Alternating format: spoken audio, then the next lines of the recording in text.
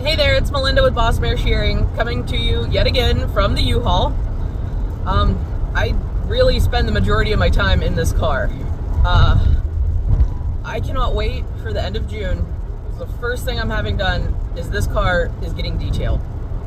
It's gross on the inside. I mean, it's not gross, like it's clean-ish, but there's an odor in here that it's really hard to describe it. I wish smell-o-vision was a thing. Like, even my kids, when they open the door, they're like... So, I do stop weekly at Mod Wash and, vacuum it out and put an air freshener on, but that's just a Band-Aid. A little, non-sponsor sponsor spot is Ozium. If you have a weird smell in your car, 100% recommend Ozium. The fun story about that and how I know of its really good effectiveness is a couple years ago I ran into an issue where I had consigned 2 standard donkey jacks, yearlings, to a consignment sale up at Sugar Creek, and my trailer plans fell through. So I started to panic and I said, I've already paid for consignment for these. I'm gonna lose $150 if I don't sell them. And my husband looked at me and he said, do you think they'd fit in the back of the Escape? And I just stared at him, really dumb, for a couple minutes. And then I decided it's best not to, question it. Let's just do it. So we put the seats down in the Escape and we put a tarp in there. And with the help of my stepdad and, some fancy hog tying, and it's really good to teach all your horses to hobble, even the donkeys. So I literally just used a cotton lead rope, hog tied them. We picked them up and slid them in the back of the car, and I drove from home all the way to Sugar Creek, Ohio, with 2 jacks in the back of a hatchback Escape. I didn't think they went to the bathroom while we were driving, but apparently one of them peed, and I may have been so tired by the time I got home, I forgot to take the tarp out of the Escape when I got home, so it sat in the Escape for the night in the heat in the summer. It was pretty raunchy in that car.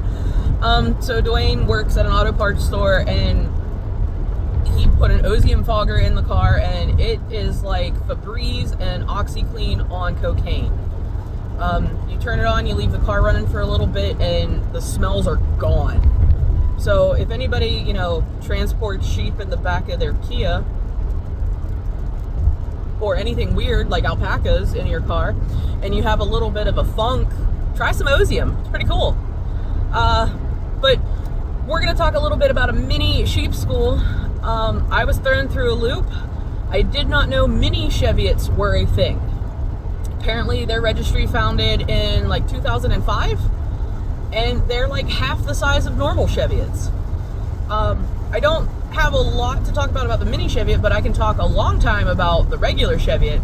That's one of the most popular breeds in my area, southwestern Pennsylvania. Right off the top of my head, I can think of about 5 different farms that have 30 plus of them. They're a neat little sheep. They're a little high strung, little flighty. A lot of people say that they don't need much, husbandry, and that's because they're batshit crazy. But they're cute. They're mostly white. They have really upright ears. Cheviot lambs remind me of like little bunny lambs. Their little ears are just like real straight upright, and they bounce around. They're really cute. But Cheviots are a very old breed. They come from Scotland in the Cheviot Hills. First records of them were from like the 1300s.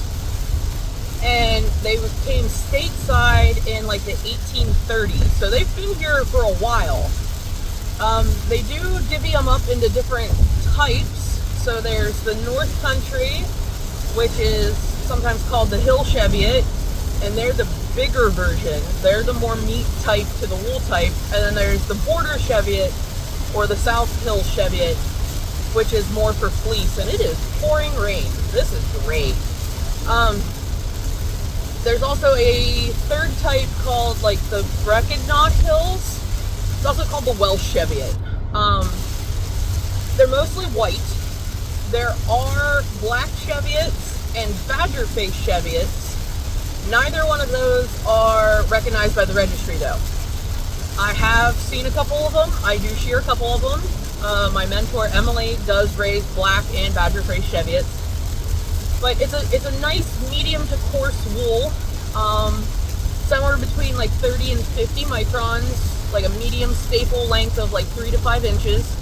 It's very felting resistant because of its helix structure, so really good like sock wear, outerwear. It's not going to get that weird felt patch at the bottom of your sock. One of my favorite pairs of machine-made socks is the farmhouse socks that Amy sells from Ross Farms. I have a pair of the ankle sock, like ankle length, gray Cheviot socks, and Drew did a really gross study with those where he wore them all summer and didn't wash them. He just rinsed them out in water, and they didn't stink. I was not brave enough to find out if they truly did not stink. I kept saying, that's really gross. You're gonna get athlete's foot. But he never did. So, I mean, there's a chalk up one for, you know, actual wool being antimicrobial and, you know, de-stinkifying. But,